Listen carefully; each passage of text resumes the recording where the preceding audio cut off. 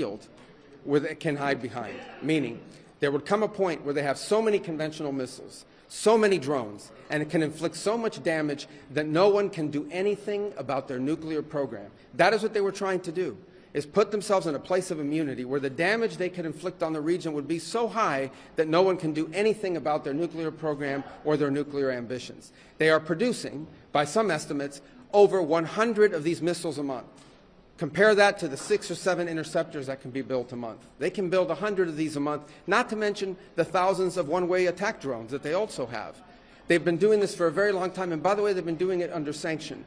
You see the attacks they're conducting right now? They're attacking airports, they're attacking hotels, they're hitting not just military bases, they're attacking our embassies directly, they're attacking facilities that have nothing to do with war or with military, and that's a weakened Iran. That's in Iran despite years of sanction. Imagine a year from now, or a year and a half from now, the capabilities they would have to inflict damage on us. It's an unacceptable risk, especially in the hands of a regime that's run by radical clerics. The Ayatollah was a radical cleric. That entire regime is led by radical clerics who don't make geopolitical decisions. They make decisions on the basis of theology, their view of theology, which is an apocalyptic one. That has to be taken very seriously as well. So that was the purpose for what this operation is all about. That's what it's focused on. As the President said earlier today, it is on or ahead of schedule.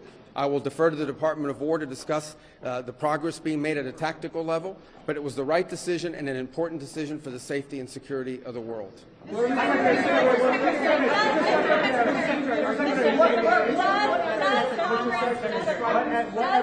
have to weigh in? Does Congress have to weigh in? Is the President declaring war, and does Congress have to weigh in? And was there an imminent threat? Did you tell lawmakers that there was an imminent threat? There absolutely was an imminent threat, and the imminent threat was that we knew that if Iran was attacked, and we believed they would be attacked, that they would immediately come after us. And we were not going to sit there and absorb a blow before we responded, because the Department of War assessed that if we did that, if we waited for them to hit us first after they were attacked, and by someone else, Israel attacked them, they hit us first, and we waited for them to hit us, we would suffer more casualties and more deaths. We went proactively in a defensive way to prevent them from inflicting higher damage. Had we not done so, there would have been hearings on Capitol Hill about how we knew that this was going to happen and we didn't act preemptively to prevent more casualties and more loss of life. The U.S.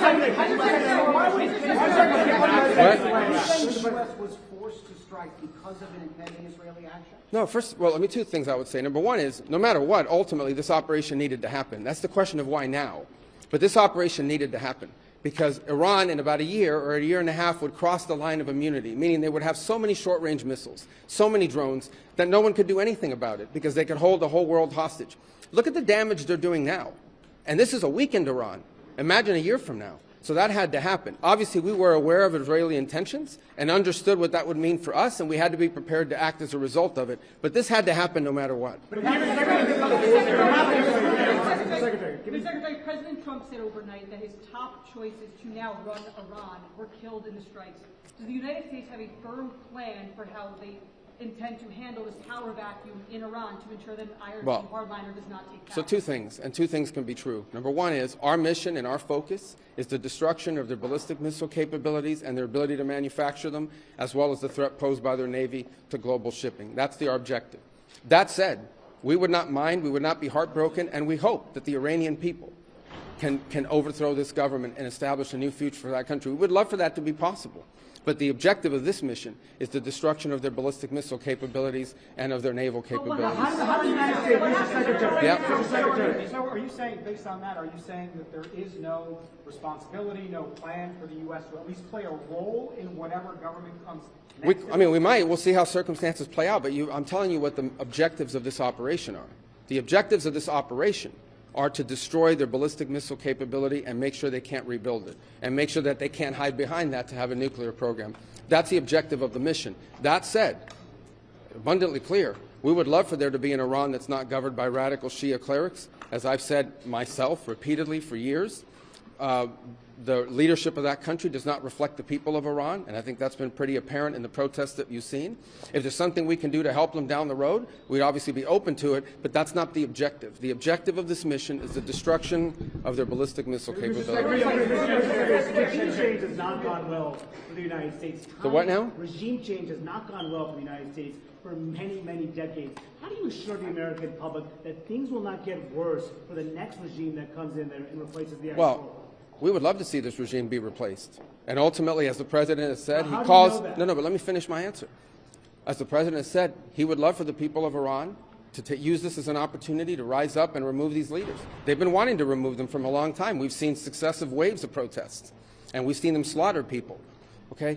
But the objective of this mission is to make sure they don't have these weapons that can threaten us and our allies in the region. That's why we're doing what we're doing now. And while we would love to see a new regime, the bottom line is no matter who governs that country a year from now, they're not going to have these ballistic missiles and they're not going to have these drones to threaten us. That's the objective of this mission, is to deny them the ability to use ballistic missiles to threaten their neighbors, to threaten our bases, to threaten our presence in the region, and ultimately as a shield behind which they can do whatever they want with their nuclear weapons ambition. We were not going to let them hide behind that, and that's why this was such a critical mission to undertake now while they were at their weakest point, and not a year from now where they could inflict even more damage and perhaps already be behind that point of immunity. Go right here behind. Go ahead, you and then you. Yes. Your critics in Congress have said that they should have a role, they should be able to weigh in here, and there are going to be war powers resolutions votes in Congress later this week. Why not notify Congress ahead of this, and does Congress... Well, we did. We notified Congress. I mean, we notified the Gang of Eight. We notified congressional leadership. There's no law that requires us to do that. The law says we have to notify them 48 hours after beginning hostilities. We've done that. I think the notification went today. But we did notify members of Congress in advance. But we can't notify 535 members of Congress. And, well, the Congress can vote on whatever they want, but there's no law that requires us to do that. And I want to say something, because I see people on TV. Look, that's fine. If they want to take a war powers vote, they can do that. They've done that. They've done that a bunch of times. But there's no, people keep saying that there's no law that requires the president to have done anything with regards to this. To begin with, no presidential administration has ever accepted the War Powers Act as constitutional. Not Republican presidents, not Democratic presidents. That said, we have followed the notification at 48 hours, and we're here today. I've done more Gang of Eight briefings than I got in the 4 years that Biden was president and I was a member of the Gang of Eight. All of that said, we've complied with the law 100%. And we're going to continue to comply with it. We've done the notification, and we officially to Congress, but we did notify members of Congress. We just can't notify 535 people. That's not possible, but we did the Gang of Eight twice. I briefed them last week, and then I called them the night before the operation. Can you tell us what you know, Mr. Secretary, of the administration knows about the strike on a building in southern Iran, the Iranians saying it was a school, reports of large civilians, including children killed? Yeah, I've seen those reports. I would refer you, not because I'm not trying to answer your question, but I don't want to get it wrong. The Department of War would be investigating that if that was our strike, and I would refer your question to them, and I'll make sure they're aware that you have that question. But we'd like to know. Well, clearly, the United States would not deliberately target a school. Our objectives are missiles, both the ability to manufacture them and the ability to launch them, and the one-way attract drones. That would be our focus, and that's what we would be focused on. We would have no interest and, frankly, no incentive to target civilian infrastructure.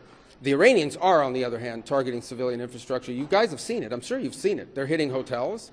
They're hitting embassies. They're hitting airports. They're hitting oil infrastructure.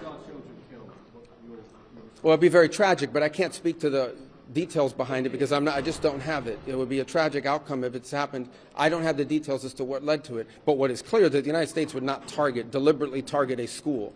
They are, on the other hand, deliberately targeting civilians, as you've seen, because you know why? They are a terroristic regime. They sponsor terrorism and they participate in terrorism. What's your message to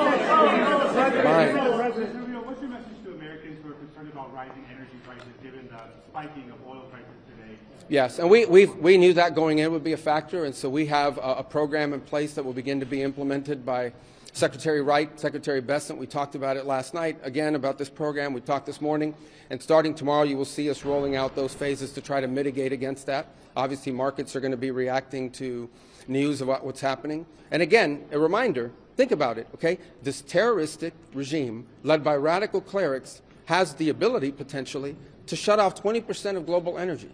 That's the kind of leverage they have because of their Navy. We're going to destroy their Navy.